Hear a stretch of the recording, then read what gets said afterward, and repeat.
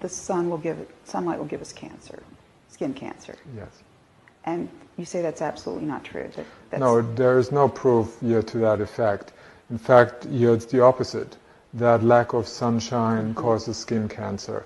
You may know that many people have skin cancers in areas that are never even exposed to the sun. That's true. And so it's not the sun. The UVB is now taken off the hook. It's no longer the culprit. There's a brand new study that just came out and it showed that UVB doesn't cause the cancer. It's the UVA.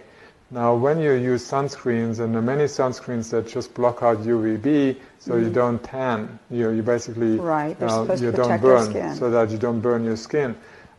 Skin burning is not a good idea. In any case, you don't want to burn your skin.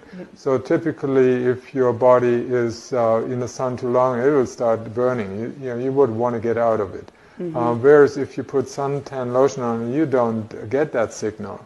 And you allow a lot of penetration of UVA. Now there are some of these other screens that are blocking out both UVA and UVB, and you think, oh, now I'm safe. Right. Yes, but you are becoming vitamin D deficient while being in the sun. And if you are vitamin D deficient, your cancer risk goes right up. Okay. So again, skin cancer, any kind of cancer. Right. So you need your vitamin D in order to be cancer-free. So again, the risk 77% of all cancers can be reversed or avoided by having normal vitamin D levels, according to Crichton University's study.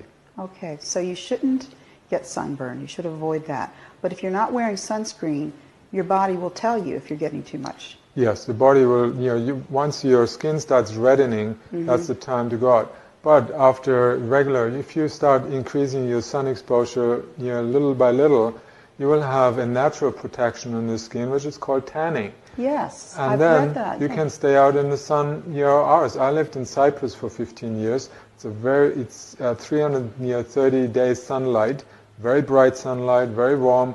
I could stay out in the sun all day long and would never have any sunburn or any damage to the skin. Because the best sunscreen is a good tan. Yes, and again, the people in the countries where they have the highest UV radiation, that is the equator, the countries near the equator, or the high altitude, the Swiss Alpine mountains or the German Alps, you have 400% more exposure to UV radiation. They don't have any skin cancers in those places. None. No. The places that have the most are places like London in England, very little sun exposure. The northern plains, Norway, Denmark, Finland, Scotland, the most, and Canada. In Canada. So the least where people have low vitamin D levels, not enough sun exposure during the winter month, that's often when they have the outbreaks. But we can actually harm our skin by using sunscreens? Definitely. Sunscreens they're composed of sometimes dozens of chemicals, carcinogens, that are normally, if you put that in the food, let's say if a food processing company like your Healthy Choice or whatever would put that in the food, they would lose their license and the owners would be imprisoned because it's extremely dangerous to put that in the food. But you're allowed to put it on the skin. Where is it going? After an hour, you put some more on it because it's gone. You absorb most of that stuff.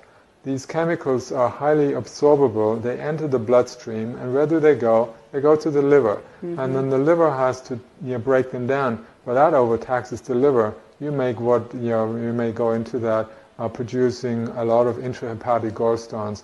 And some of them accumulate in the tissues, in the connective tissues.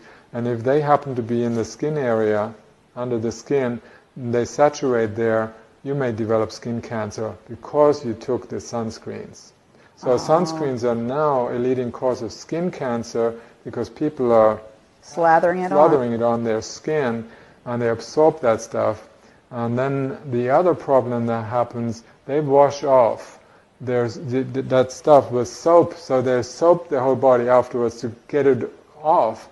And with it, they get rid of all the vitamin D that incidentally or accidentally may have been created on the skin. When you use soap after sunbathing, let's say even without sunscreen, if you just make vitamin D, make sure you don't use soap to wash your skin except under the arms and in the genital area where the sun doesn't go anywhere and the vitamin D is not made. You don't want to wash it off because the vitamin D stays on your skin for up to 48 hours and gradually is absorbed, and that's how you are building it in the body. So you don't want to wash it off. Not right with away. soap, not right away. Okay. So soap is not necessary anyway. I've not used soap except when you make your hands dirty with oil or something else. So you don't want to diminish your skin of the vital bacteria that live there, that reside there, that keep the skin healthy and nourished and produce certain vitamins actually on the skin.